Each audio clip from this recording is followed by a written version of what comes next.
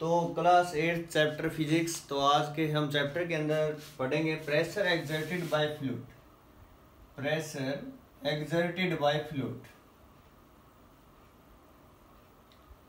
Exerted by fluid. वैसे तो जो फ्लूइड होता है, फ्लूइड के बारे में आपको बता दूं, किसको बोलते हैं fluid? Any substance that begins to flow. Fluid के अंदर जो आता है बेटा, वो लिक्विड भी आता है और गैस भी, दोनों के दोनों फ्लूइड के अंदर आते हैं। इसके अंदर एक इंपॉर्टेंट एप्लीकेशन होती है जिसके बारे में हम बात कर रहे हैं। व्हेन एनी ऑब्जेक्ट, नोट करें ना इसको आप, when any object is immersed in water or simply liquid, then liquid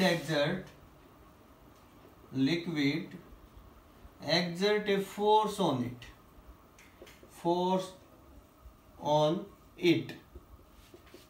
in upward direction.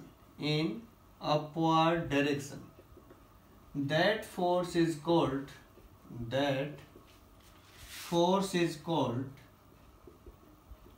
buoyant force, upward force, या फिर उसको बोलते हैं अप थ्रस्ट। हुआ क्या, ये आपने एक्सपीरियंस भी किया होगा डेली लाइफ के अंदर। फॉर एग्जांपल, अगर आप देखें कोई बकेट मीन्स कोई बाल्टी आपके पास है और पानी के अंदर जब तक है तो आपको वेट कम लगता है। जैसे आप बाहर निकालते हो तो ग्रेविटी का वेट नीचे लगता है, जिससे आपको थोड़ा मुश्किल होता है उसको लिफ्ट करना। ठीक है, ऐसे एग्जांपल आप कर चुके हो, तो उसी को बोलते हैं बेटा आप thrust upward force. For example, एक कोई लिक्विड है, ये कोई ऑब्जेक्ट है, इट मे बी स्फेरिकल और ए क्यूब। ठीक है, यहाँ वेट लग रहा है बेटा m इंटू जी। यहाँ आप इसको खींच रहे हो, लिफ्ट कर रहे हो, तो आपको आसानी रहेगी जब तक लिक्विड के अंदर। क्यों? लिक्विड के अंदर एक फोर्स लगा हुआ है sir, that force is buoyant force, जो ऊपर की तरफ उसको सपोर्ट किए हुए। ठीक है, अगर वेट किसी ऑब्जेक्ट का mg that is greater than mg की वैल्यू बेटा, वेट की वैल्यू अगर ज्यादा हो जाए बायोवेंट फोर्स से, तो ऑब्जेक्ट क्या हो जाएगा, डूब जाएगा उसके अंदर। ठीक है, अगर mg की वैल्यू लेस देन होगी fb से, बायोवेंट फोर्स से, तो वो क्या करेगा, तैरेगा, वहां पर फ्लोट करेगा। ठीक है, तो उस केस में नहीं डूबेगा। तो ये कुछ वैसे सिंपल एप्लीकेशन थी जिसका आपको पता होना चाहिए। तो एप्लीकेशन नंबर 1 जो है, कोई भी कंटेनर है, तो यहाँ पर जो लिक्विड का प्रेशर होगा बेटा बॉटम में, ये बॉटम है, यहाँ तक हमने लिक्विड को फिल किया हुआ है। ठीक है, 2-3 हमने यहाँ पॉइंट लिए हुए। फॉर एग्जांपल, एक पॉइंट यहाँ है, एक पॉइंट यहाँ है, एक पॉइंट यहाँ है। तो तीनों पॉइंट पर जो लिक्विड होगा, लिक्विड का लेवल जो होगा बेटा हर एक पॉइंट पे डिफरेंट होगा। यहाँ लिक्विड का लेवल इस टाइप से था, यहाँ छेद किया हुआ था, यहाँ से ऐसे गिर रहा था। ठीक है, तो आपने क्या चीज यहाँ मेजर की, जो वेलोसिटी है, फ्लो है, वो सर बॉटम में तो ज्यादा है और अदर पॉइंट पर कम है। तो ये बेटा फॉर्मूला जो होता है, इसको बोलते हैं वेलोसिटी ऑफ फ्लक्स। ठीक है, आपको वैसे डायरेक्ट याद रखना, under the root 2gh। g acceleration due to gravity है यहाँ पर, where g with acceleration due to gravity, acceleration due to gravity. h क्या है, h be the height of hole from the top level of liquid। ठीक है, अब यहां देखिए शाबाश, ये जो वेलोसिटी है that is directly proportional to under the root h। Means जिसकी हाइट ज्यादा होगी बेटा लिक्विड कॉलम की, वहां वेलोसिटी ज्यादा होगी। ठीक है, अब हाइट किसकी ज्यादा है, ये तो सर इतना हाइट है, देख रहे हो आप, ये फिर कम होगी, ये फिर और कम होगी, इस लेवल से यहाँ से हाइट, जिसकी हाइट ज्यादा उसकी वेलोसिटी ज्यादा, लिक्विड उतने प्रेशर से दूर तक जाएगा। ओके, तो यहाँ से आपने इस कंसेप्ट के बारे में सीखा कि सर अगर बॉटम में है। ओके, नंबर 2 पॉइंट, अगर ये जो होल है बेटा, एक यहाँ है, एक इस पॉइंट पर, एक यहाँ, अगर सेम हाइट बिलो अगर होल कर दिए जाए तो वहां से जो प्रेशर होगा लिक्विड का सेम होगा।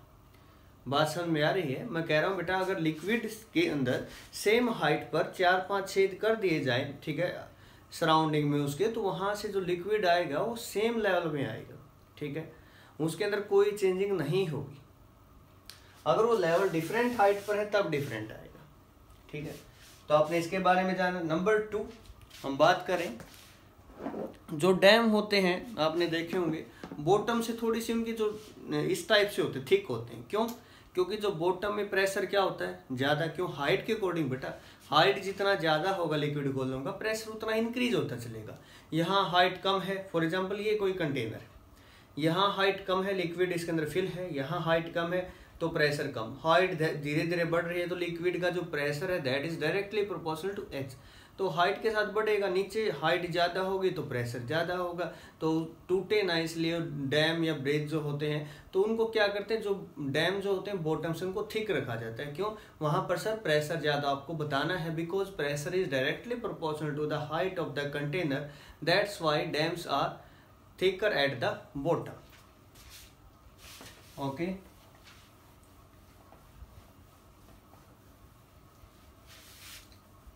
मैं लिख रहा हूं ये बात। Dams are designed in such a way that the bottom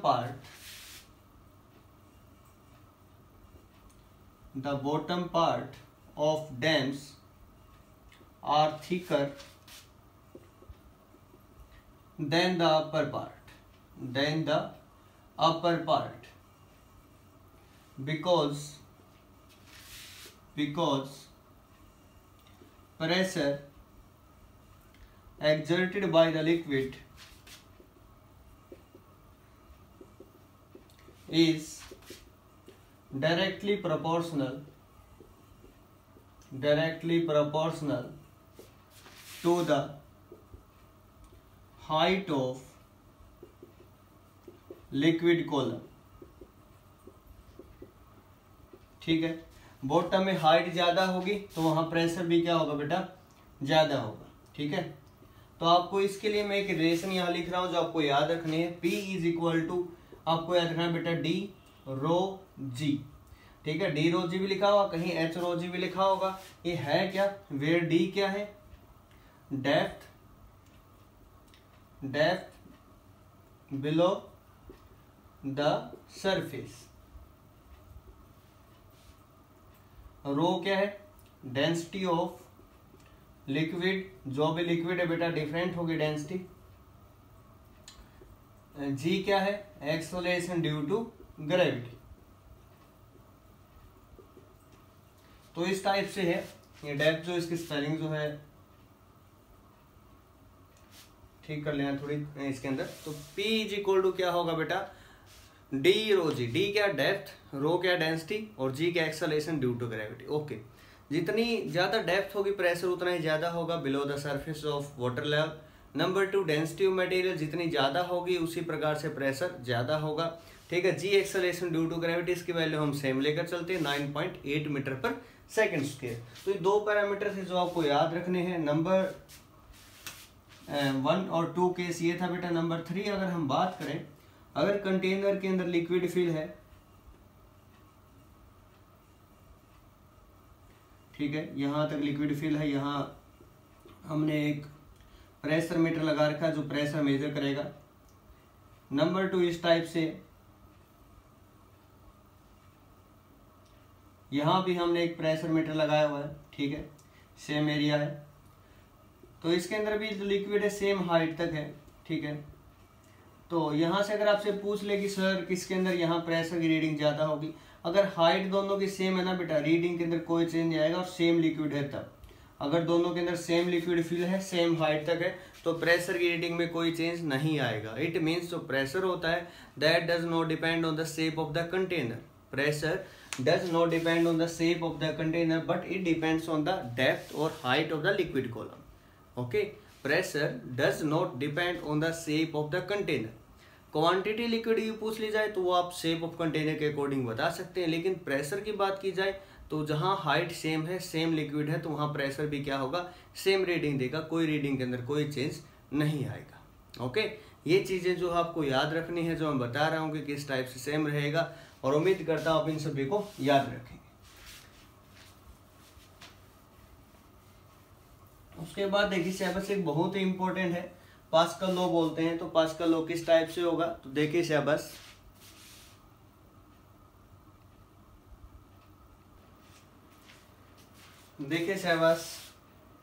pascal law क्या कहता है। पास्कल लॉ फ्रेंच के साइंटिस्ट थे पास्कल, इन्हीं के नाम पर प्रेशर की यूनिट है पास्कल, ऐसा यूनिट। तो पास्कल लॉ क्या था, according to this law, if pressure is applied at one end is equally transmitted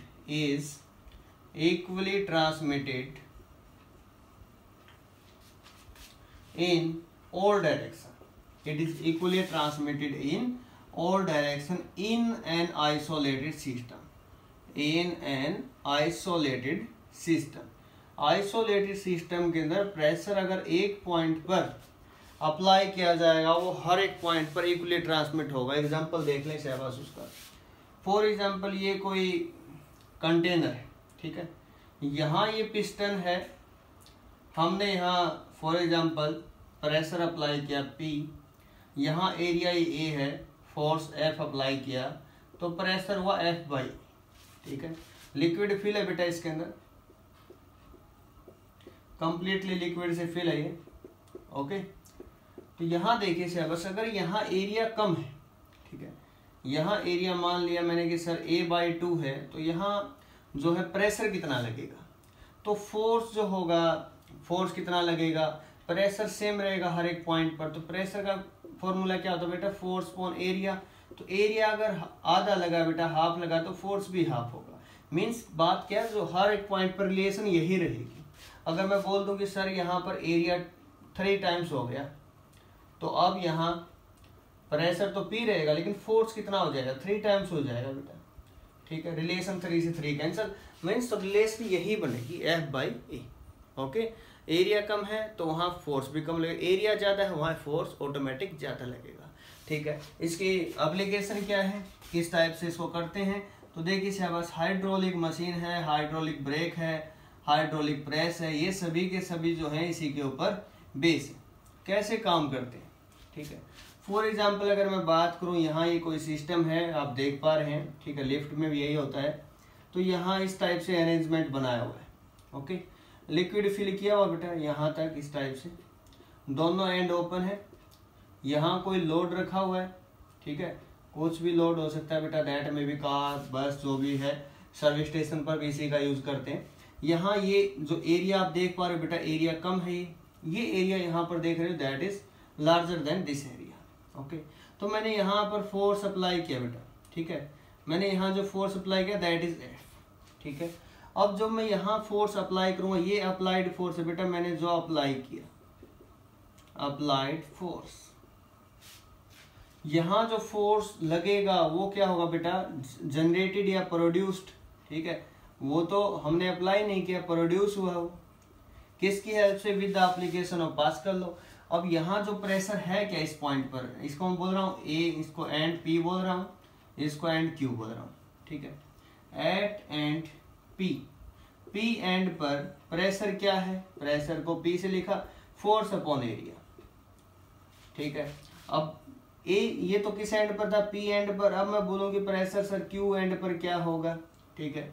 अब वो किसके अकॉर्डिंग होगा, नाउ अकॉर्डिंग टू एप्लीकेशन, यहाँ पर जो होगा प्रेशर वही होगा जो यहाँ है, सेम होगा, नो चेंज।